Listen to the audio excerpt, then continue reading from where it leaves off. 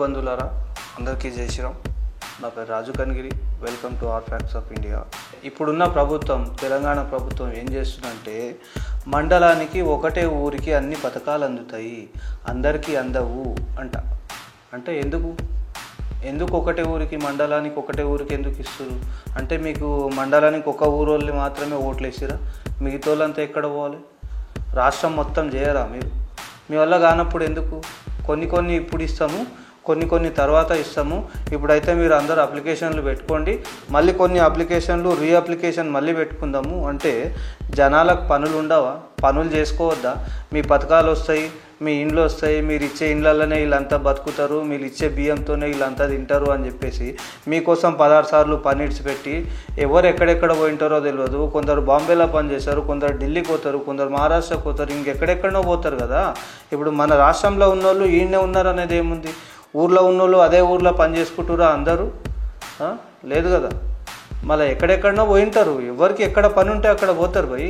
ఒకటైతే అందరికీ సేన్లే ఉన్నాయి, సేన్లే దున్నుకొని అదే సేన్ వల్ల బతుకుతున్నారు అనేది ఏం లేదు. రైతులు కూడా ఏం చేస్తారు అంటే వాళ్ళ సేన్లలో నష్టాలు వచ్చినప్పుడు, వాళ్ళ పొలాల నుంచి నష్టాలు వచ్చినప్పుడు ఆ అప్పుని ఎలా తీర్చాలి? గవర్నమెంట్ ఏమైనా ఇస్తుందో అప్పు తీర్చడానికి? గవర్నమెంట్ వల్ల కాదు, ఓన్లీ చెప్పుడు మాటలు. కాబట్టి వీళ్ళందరూ వేరే రాష్ట్రాలకు, వేరే దేశాలకు పోయి పని చేసుకొని మళ్ళీ ఆ అప్పు తీర్చురు అనమాట. అయితే ఇటువంటి వాళ్ళ సంగతి ఏంది? మళ్ళీ ఇటువంటి వాళ్ళకంతా ఎవరు పట్టించుకుంటారు? ఇప్పుడు తెలంగాణలో ఉన్నోళ్ళు, చిన్న పల్లెటూరులో ఉన్నోళ్ళు నష్టం వచ్చింది, అప్పులు ఉన్నాయని చెప్పేసి అప్పు తీర్పనికి అని చెప్పేసి నానా పనులు చేస్తారు. అక్కడ పోయి వేరే రాష్ట్రాలలో పోతారు, వేరే దేశాలకు పోతారు, పోయి అక్కడ పని చేసుకుంటుంటారు. ఇప్పుడు ఈ పథకం గురించి తెలిసినాక వస్తారు వాళ్ళు. ఇప్పుడు నువ్వు రప్పించినావు, ఈ పథకాలు ఇండ్లు వస్తాయి, మీరు రేషన్ కార్డులు చేసుకోండి, అది చేసుకోండి, ఇది చేసుకోండి అని రప్పించినావు. వచ్చినాక ఏం చేస్తావు? ఇప్పుడు తీసుకున్నాం కానీ ఇప్పుడు ఇయ్యము, తర్వాత ఇస్తాం, మళ్ళీ అప్లికేషన్ ఇవ్వండి అంటే నువ్వు ఇప్పుడు ఇది చేసినావు. ఇంకో 6 నెలల తర్వాత మళ్ళీ చెప్తావు, మళ్ళీ రావాలన్నా వాళ్ళు, మళ్ళీ 3 నెలల తర్వాత చెప్తావు, మళ్ళీ రావాలన్నా. ఇదే పని ఇక ఏంది? వీడికి 3 సార్లు అయింది. రేషన్ కార్డు గురించి, ఇందిరమ్మ ఇండ్ల గురించి అప్లికేషన్లు వీడికి 2-3 సార్లు అయినాయి. అయితే ఒకసారి ఇచ్చింది ఏం చేసినావు? మొత్తం రోడ్ల మీద ఎప్పించినావు. ఇంకోసారి ఫస్ట్ సారి చేసిందేమో పాన్ డబ్బాలకు కిల్లీలు కట్టడానికే పోయినాయి. అవి ఆ ఫామ్లు పాల డబ్బాల వాళ్ళ దగ్గరికి ఎందుకు పోతాయి? అదోసారి మన వాళ్ళు కూడా ఆలోచించాలి. నెక్స్ట్ టైం మొత్తం రోడ్ల మీద పడేపించారు. ఎందుకు? అవి ఏం ఫామ్లు ఉండే? 6 గ్యారంటీల ఫామ్లు అన్నీ రోడ్ల మీద పడిండే. ఎంతమంది చూసిరో నాకు తెలియదు, నేను చూసిన ఆల్రెడీ. నా దగ్గర ప్రూఫ్ ఉంది, కావాలంటే నా ఛానల్లో వీడియో కూడా ఉంది, కావాలంటే చూడండి. ఏమేమి ఉన్నాయి నా ఛానల్లో ప్రూఫ్లు అంటే, ఇప్పుడు కాంగ్రెస్ గవర్నమెంట్ వచ్చినాక ఏం చేసింది అంటే ఫస్ట్ 6 గ్యారంటీల గురించి, గ్యాస్ గురించి, సబ్సిడీ గురించి, ఇంకా కరెంటు ఫ్రీ గురించి, అప్పుడు 6 గ్యారంటీల మొత్తం ఫామ్లు ఫిలప్ చేసినామా మనం. ఎంతోమంది చేసిరు, నేనని కాదు, మా వాళ్ళే అనేది కాదు, ఎంతోమంది చేసిరు. అందులో ఉన్నోడు లేనోడు, గుడిసెలో ఉన్నోడు, పెద్ద బిల్డింగ్ల అంతస్తులలో ఉన్నోడు అందరూ కూడా ఫిలప్ చేసారు కదా. ఆ ఫామ్లన్నీ మేము పట్టుకున్నాం ఆల్రెడీ. ఒక ఫ్లైఓవర్ మీద మన హిందూ బంధువులు కొంతమంది పోయి ఆ ఫామ్లన్నీ కింద పడితే, ఏందిరా ఈ ఫామ్లు అంటే వాడేమంటాడు, మేరేకు నైమాలం భయ్యా, మేరేకు లేకే అవ్వలే, మై లేకే జారు, నేను తీసుకోబోతున్నా. ఇది ఏడికి తీసుకోబోతున్నావురా అంటే పాన్ షాప్కి అంటాడు. 6 గ్యారంటీల ఫామ్లన్నీ పాన్ షాప్కి పోతే ఎందుకు పోతాయి? పాన్ షాప్లో 6 గ్యారంటీల ఫామ్లకు ఆ పాన్ షాప్కి ఏం సంబంధం? అది ఒకసారి ఆలోచించాలి. అంటే అది ఏమీ లేదు, అది అయిపోయి నేను నింపించినాం, జనాలకు ఎర్రి చేసినాం, పంపించేసినాం, అయిపోయింది. గొర్రెలాగా వచ్చారు అందరూ, ఎక్కడెక్కడనో ఉన్నోళ్ళు, మొత్తం రాష్ట్రాల, ఈ రాష్ట్రం ఉన్నోళ్ళు, వేరే రాష్ట్రంలో ఉన్నోళ్ళు వచ్చి ఈడ కూడా ఈ రాష్ట్రం నుంచి బయటికి ఎవరెవరైతే పోయిరో వాళ్ళందరూ వచ్చి అందరు ఫిలప్ చేసి రెడ్డి గొర్రెలాగా నాకు వస్తాయి నీకు వస్తాయి అని చెప్పేసి ఆశపడి పాపం ఎంతమంది ఎన్ని పైసలు ఖర్చు పెట్టుకొని వచ్చిరో, ఎన్ని పనులు నష్టం చేసుకురో, వాళ్ళకి ఎంత నష్టమో తెలియదు. కానీ వచ్చి ఫామ్లన్నీ నింపి పోయినాక వీళ్ళు ఏం చేసిరు? 2 రోజులకు మొత్తం బయటపడ్డది. అన్నీ ఆ ఫామ్లు 6 గ్యారంటీల ఫామ్లు అన్నీ పాన్ షాప్లోని పోయినాయి. ఏంది మళ్ళా ప్రూఫ్ చూపించాలన్నా? ఉంది నా ఛానల్లో, చూసుకోండి కావాలంటే. ఇప్పుడేమంటారు? ఇప్పుడేమో మండలానికి ఒకటే ఊరికి ఇస్తాం, మిగతా ఊర్లకు తర్వాత ఇస్తాము అంటే నువ్వు ఎలక్షన్లు అట్లే చేసినావా ఏమన్నా? ఈ మండలంలో ఈ ఊరోళ్ళు ఇప్పుడు వేయండి, మళ్ళీ నెల తర్వాత ఆ ఊరోళ్ళు వేయండి, ఈ మండలంలో ఇంకో కొంతమంది వేయండి అని చెప్పేసి నువ్వు 6 నెలలు చేసినావా ఏమన్నా? ఒక్కొక్క ఊరు ఓట్లు వేయించుకున్నావా? లేదు కదా. అందరితోనే ఒకటేసారి ఓట్లు వేయించుకోవాలి. అలాగే ఇచ్చే పథకాలేమో నెలకొకరికి ఇచ్చుకుంటా పోతావా? ఇక మళ్ళీ రావాలి, అప్లికేషన్లు పెట్టాలి. నువ్వు పాండబ్బోనికి ఇస్తావు, అవి ఇంకా తీసుకుపోయి రోడ్ల మీద వాడేస్తావు. మళ్ళీ ఏమంటావు? మళ్ళీ ఏదైనా మీటింగ్లు పెట్టినప్పుడు ఏమంటారు? ఇప్పుడు ఫామ్లలో పేర్లు వచ్చిన వాళ్ళకి వస్తాయని అనుకోకండి, రాని వాళ్ళకి రావు అని అనుకోకండి అంటావు. అంటే ఏంది? ఇంతకు నువ్వు ఇస్తావా, లేకపోతే ఇయ్యవా, లేకపోతే ఇదంతా జనాల పైసలు నష్టం చేయాలి, జనాల్ని టైం వేస్ట్ చేయాలి అని అనుకుంటున్నావా, లేకపోతే ఏంది నీ కథ ఏంది అసలు? అది నేను చెప్తున్నా. హిందూ బంధువులారా, ఓట్లు వేసేటప్పుడు నెక్స్ట్ టైం ఈ వీళ్ళకు బిర్యానీలకు లేకపోతే ఇంకా దేనికో ఆశపడి మీరు ఓట్లేసి నాశనం కాకండి. అయితే ఇంకో విషయం హిందూ బంధువులారా, మన దేశంలో పుట్టిన పౌరుడు, మన దేశంలో పుట్టినోడు ఉంటే కొన్ని పనులు చేయడు అనమాట. ఎలాంటి పనులు చేయాలంటే సెంట్రల్ గవర్నమెంట్కి నష్టం చేయాలి, లేకపోతే రాష్ట్ర గవర్నమెంట్కి నష్టం చేయాలి, ఇటువంటి పనులను చేయడు అనమాట. అయితే ఈ ఒక తుర్కపంది ఏం చేస్తుందంటే ట్రైన్లోకి ఎక్కి ట్రైన్ బోగిని కాలగొట్టాలి అనే ఒక ప్రయత్నిస్తున్నాడు అనమాట. ట్రైన్నే మొత్తం కాలగొట్టేసేయాలి. అప్పుడు నష్టపోతే ఎవరికి వస్తుంది నష్టం? నీకు కూడా వస్తుంది కదా పంది. అయితే ఈ పందులు ఇక్కడ పుట్టిన పందులు కావనుకుంటున్నాను. మ్యాక్సిమం నాకు తెలిసినంత వరకు అయితే ఇక్కడ పుట్టినోడు ప్రభుత్వ సంపదని, మన జనాల సొమ్ముని నాశనం చేయాలని ఎప్పుడు కూడా కోరుకోడు, ఎవరు కూడా కోరుకోడు.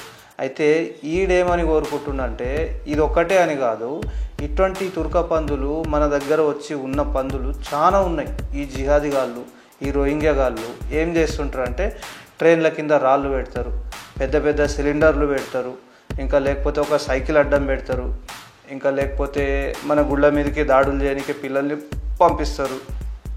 ఇంకోటి ఏం చేస్తారంటే ట్రైన్ బోగిల్ని కాలగొడతాడు. ఇంకోటి ఏం చేస్తారంటే మన ఇప్పుడు కొత్త ట్రైన్ వచ్చింది కదా, ఆ ట్రైన్ పేరేమో అంటారు, ఆ ట్రైన్ని కూడా రాళ్ళు తీసుకొని కొట్టడం, లేకపోతే మంటలు ఇగ్గడం దానిపైన, ఇటువంటివన్నీ చేస్తుంటారు అనమాట. ఇంకోటి ఏం చేస్తుండంటే ఇక్కడ ట్రైన్లో ఎక్కి, ఖాళీ ట్రైన్ ఎవ్వరు లేని ట్రైన్లో ఎక్కి సీట్లకు మంట పెడుతుండనమాట. ఒక్క బోగికి మంట మండుకుంటే దాని గతి ఏమవుతుంది? ట్రైన్ ఉంటుందా? మొత్తం కాలిపోతుంది కదా. అంటే వీళ్ళ వల్ల మనకు ఎంత లాభం, ఎంత నష్టం అనేది గవర్నమెంట్లు కూడా ఆలోచించాలి. వీళ్ళని ఇక్కడ పెట్టుకొని మనం ఇంత ఏగేట్ కన్నా టికెట్లు తీసి ఎలగొట్టేస్తే అయిపోదా? లేదో ఆడ పోయి సుఖంగా బతుకుతారు, వాళ్ళు కొట్టుకున్నది వస్తారు పాకిస్తాన్లో పోయి, లేకపోతే పాకిస్తాన్లో నింబడి వీడు కూడా చిప్ప పట్టుకొని అమ్మ అని అడుక్కుంటాడు. అడుక్కున్నా కూడా ఇష్టం ఎవరు లేడు. కానీ మన దేశాన్ని అయితే నాశనం చేస్తున్నాయి కదా ఈ తుర్క పందులు, జిహాదీ పందులు. నేను అందరికీ చెప్తలేను తుర్క పందులు అని. తుర్కోళ్ళ దాంట్లో కూడా, ముస్లింల దాంట్లో కూడా కొంతమంది మంచోళ్ళు ఉన్నారు, ట్యాక్సులు కట్టేటోళ్ళు కొంతమంది ఉన్నారు. మిగతా వాళ్ళు తక్కువ మంది మంచోళ్ళు ఉన్నారు. ఎక్కువ మంది వాళ్ళ దాంట్లో ఎవరు ఉన్నారంటే ట్యాక్సులు మనం కడితే తీసుకునేటోళ్ళు వాళ్ళు ఉన్నారనమాట. ఇంకా అది కాదు. కానీ మినిమం ఏంటంటే వీళ్ళని మాత్రం ముందు ఇలగొట్టేసేయాలనేది ఉంది. మరి గవర్నమెంట్లు ఎప్పుడు సీరియస్గా తీసుకొని వీళ్ళని ఎరగొడతాయా, లేకపోతే వీళ్ళని నెత్తి మీద కూర్చోబెట్టుకుని వాళ్ళెంబడి వీళ్ళు పోయి కూడా టోపీ పెట్టుకుంటాయా గవర్నమెంట్లు, మనకు తెలియదు. అయితే ఈ గవర్నమెంట్లు ఎక్కడ నుండని ఏమైనా కాలిపోని, వాళ్ళు రాకపోని, కానీ హిందువులు మాత్రం ఏకం కావాలి. హిందువులు ఏకమైతే మాత్రమే ఈ తుర్క పందులు కూడా ఈ నుంచి అన్నీ కొట్టుకోపోతాయని నా నమ్మకం. మీరు అందరు కూడా ఒకసారి ఆలోచించండి. అందరు ఏకమైతే ఏమవుతుంది? అదే అనమాట నేను చెప్పేది. నెక్స్ట్ ఇంకో వీడియో చూపిస్తాను మీకు. ఒక నిజాయితీ గల ముస్లిం మాట్లాడితే ఎట్లుంటుందో వింటారా? మీరు ఎప్పుడన్నా ఇన్నా కూడా వినొచ్చు, నాకు తెలియదు. నేను కూడా ఒక పెద్ద ఆయన, ఒక ముస్లిం ఆయన, నిజాయితీగా ఉన్న ముస్లిం ఆయన ఏం మాట్లాడిండు అనేది నేను వినిపిస్తా. అంతకన్నా ముందు నేను ఒక మాట చెప్తా, ఏమనుకోకండి ఎవరు కూడా. ఆయన ఏమంటుండంటే మా ఖురాన్లో ఏముంది అంటే టెర్రరిస్ట్గా మారమని ఉంది అని చెప్తుండనమాట. అంటే ఇది ఎవరన్నా విన్నారా? మన హిందూ బంధువులు ఇప్పటిదాకా ఎవరన్నా విన్నారా? ఇటువంటి ఆలోచనలు కానీ, ఇటువంటి రాతలు కానీ, ఇట్లా దొంగతనాలు చేయమని, లేకపోతే ఇట్లా లంగతనాలు చేయాలి, లేకపోతే మానభంగాలు చేయాలి, మర్డర్లు చేయాలి, లేకపోతే టెర్రరిస్ట్గా మారాలి అని మన భగవద్గీతలో ఎక్కడన్నా రాసి ఉందా? లేదు కదా. అయితే మన భగవద్గీతతో పాటు మన భగవద్గీతలాగా పోల్చొద్దని చెప్తున్నాను నేను. ఎవరికైనా కానీ, కొండగొర్రె బిడ్డలకు కూడా కానీ, ఈ టోపీ పెట్టుకున్న పందులకు కూడా కానీ భగవద్గీత వేరు, మీ ఇతర మతస్థుల బుక్కులు వేరు. అదంతా మనకు సంబంధం లేదు, అది ఏమన్నా కానీ. అయితే ఒక ముస్లిం ఆయన ఏం చెప్తున్నంటే మా దాంట్లో, మా ఖురాన్లోనే ఉంది, మా అల్లా చెప్తున్నాడు. ఏమని చెప్తున్నాడు అంటే కంపల్సరీ నీ కోసం నువ్వు ఒక టెర్రరిస్ట్గా మారాలి, నీ మీద ఎవరన్నా రావచ్చు ముందరికి, నువ్వు ఒక టెర్రరిస్ట్గా ఉండాలి అని చెప్పి చెప్పిండు వాళ్ళ బుక్ అని చెప్తున్నాను అనమాట. ఒకసారి మీరు వినండి. ఒకసారి ఈ తుర్క పెద్ద ఆయన ఏమంటున్నంటే టెర్రరిస్ట్గా మారమని మా దాంట్లో ఉంది ఆల్రెడీ అని చెప్తున్నాను అనమాట. నేను చెప్తలే, అది మీరు నా నోటితో నేను కాదు, ఆ పెద్ద ఆయన ఏం చెప్తుండో వినండి ఒకసారి. तो खुद कहता है तो तुम टेररिस्ट बनो, बिल्कुल कुरान का हुक्म है। तो आप इंकशाफ कर रहे हैं। इंकशाफ नहीं, आप पढ़े कुरान को। मसलन कौन सी आयत? अल्लाह के दुश्मनों के खिलाफ टेररिस्ट बनने का हुक्म कुरान हमें कहता है। अच्छा, कुरान तो खुद कहता है तो तुम टेररिस्ट बनो, कुरान तो खुद कहता है तो तुम टेररिस्ट बनो, बिल्कुल कुरान का हुक्म है। तो आप इंकशाफ कर रहे हैं। इंकशाफ नहीं, आप पढ़े कुरान को। मसलन कौन सी आयत? अल्लाह के दुश्मनों के खिलाफ टेररिस्ट बनने का हुक्म कुरान हमें कहता है। अच्छा, कुरान तो खुद कहता है तो तुम टेररिस्ट बनो। విన్నారు కదా, అట్లా మారినందుకే ఒక జోగులాంబ టెంపుల్ ఉందా తెలంగాణలో, జోగులాంబ టెంపుల్. ఆ టెంపుల్ గతేందో చూస్తారా మీరు? వీళ్ళు టెర్రరిస్టుగా మారి హిందువుల ఆడవాళ్ళని అమ్మాయిల్ని లవ్ జిహాద్ చేసి చంపేసి ఇవన్నీ ఏమేమో నానా రకాలు చేసి ఇంకా వక్ఫ్ బోర్డ్ అని చెప్పేసి వక్ఫ్ బోర్డ్కు బదలాం చేసి ఆ వక్ఫ్ బోర్డ్ పేరు మీద వీళ్ళు బతుకుతున్నారు. వక్ఫ్ బోర్డ్ అని చెప్పేసి మా టెంపుల్లో నాశనం చేస్తున్నారు కదా.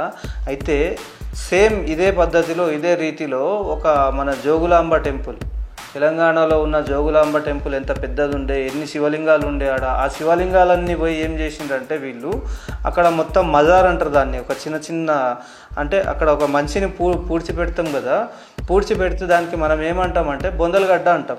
అటువంటి బొందలగడ్డలు మన టెంపుల్ చుట్టుముట్టు చేసిరనమాట. అయితే టెంపుల్ని మొత్తం ఆక్రమించుకున్నట్లే మ్యాక్సిమం 75-80% టెంపుల్ మొత్తం ఆక్రమించుకున్నారు. ఎవరు? జిహాదీ పందులు.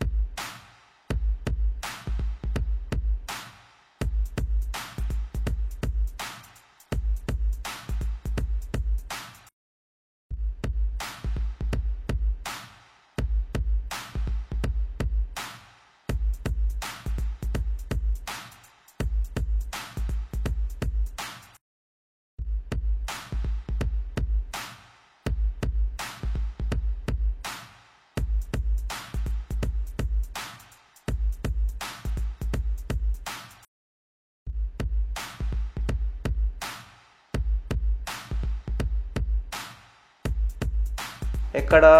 తెలంగాణలో జోగులాంబ టెంపుల్. ఇంకెన్ని టెంపుల్ పోగొట్టుకుందాం హిందువులారా? మీరు బాగా ఆలోచించండి ఒకసారి. మన ఇల్లు కూడా పోగొట్టుకోవాల్సి వస్తుంది ఇట్లా కూర్చుంటే. టెంపులే కదా మనకెందుకులే, మన ఇల్లు అయితే కాదు కదా అంటే రేపటి రోజు నీ ఇంటికి వచ్చి నీ ఇంటిని కూడా సాఫ్ చేసి మంచిగా కూర్చుంటాడు ఆడిని ఇంట్లో. అప్పుడు నువ్వు ఏం బీగలేకపోతావు అనమాట. అందుకని నేనేమంటున్నా అంటే హిందువులారా, నేను చెప్పిన మాటకు మీకు కోపం రావచ్చు, ఏమైనా రావచ్చు, కామెంట్లో నాకు కామెంట్ రూపంగా తెలపండి. తిట్టినా పర్లేదు, కామెంట్ చేయండి నాకు. ఇప్పుడు మన హిందువులందరూ కొద్దిగా మారుతున్నారు. ఇంత మారడం సరిపోదు, ఇంకా తొందరగా ఇంకా స్పీడ్గా హిందువులందరూ ఏకమైపోవాలి. సనాతన ధర్మాన్ని కాపాడుకోవాలి. మన హిందూ ధర్మాన్ని మనం కాపాడుకోవాలనుకుంటే, మన హిందువుల ఆస్తులు కానీ మన గుళ్ళు కానీ ఇవన్నీ కాపాడుకోవాలి మనమని అనుకుంటే, మన హిందువుల మనసులో ఏమైనా ఉంటే, మీ అందరికీ ఏమైనా దయ వస్తే హిందువులందరి మీద, నేను కూడా హిందువునే నువ్వు కూడా హిందువే అని చెప్పేసి మనం అందరం కలిసికట్టుగా ఒకటైతే మాత్రమే మన సనాతన ధర్మానికి సంబంధించిన ఈ మొత్తం అన్నీ కాపాడబడతాయి. లేకపోతే అంతే, ఇంకా వేరే ఏం చేయలేము. అన్నీ పోతాయి. గుళ్ళు కాదు మన ఇండ్లు కూడా పోతాయి. రేపటికి మనం కూడా మిగిలి ఉండము. ఏదో పుస్తకాల్లో రాసి పెట్టేస్తారనమాట. ఏమని? ఒకప్పుడు హిందువులు ఉండే అంట, బొట్టు పెట్టుకుంటుండే అంట, వాళ్ళు చేతికి దారాలు కట్టుకుంటుండే అంట, ఇంకా వాళ్ళు పోరాడలేక చచ్చిపోయారంట పాపం. ఇంకా ఏం చేస్తాం, ఆ పుట్టుక ఎటువంటిదో ఏమో, చచ్చిపోయారు ఆ నా కొడుకులు అని చెప్పేసి చదవానికి మాత్రమే ఏదో ఒక బుక్కుల్లో వేసి పెట్టేస్తారనమాట. హిందూ బంధువులారా, అందరూ కూడా ఒక్కసారి శివాజీ మహారాజ్ని గుర్తు తెచ్చుకోండి, మన రాముణ్ణి గుర్తు తెచ్చుకోండి, మన ఆంజనేయ స్వామిని గుర్తు తెచ్చుకోండి.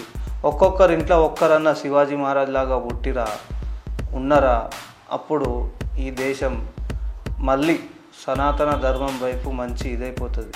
అరే మారండ్రా నాయన, హిందువులారా మారండ్రా, దయచేసి అందరు కూడా తొందరగా మారండి అయ్యా. ఇంత లూజ్గా ఇంత స్లోగా ఒక్కొక్కరికి 100 సార్లు చెప్తే ఒక్కసారి వినడం కాదు, ఒకసారి చెప్తే అర్థం చేసుకొని మారండి దయచేసి. నేను మళ్ళీ ఎందుకు న్యూస్లు చేస్తుంటా, మళ్ళీ ఎందుకు చెప్తుంటా అంటే నా సనాతన ధర్మాన్ని నేను కాపాడుకోవాలని అనుకుంటా కాబట్టి నేను ఈ న్యూస్ చేస్తా. మీకు నచ్చదో నాకు తెలియదు, నేను ఎందుకు చెప్తుంటా, నేను మనోళ్ళని నేను కాపాడుకోవాలని అనుకుంటా.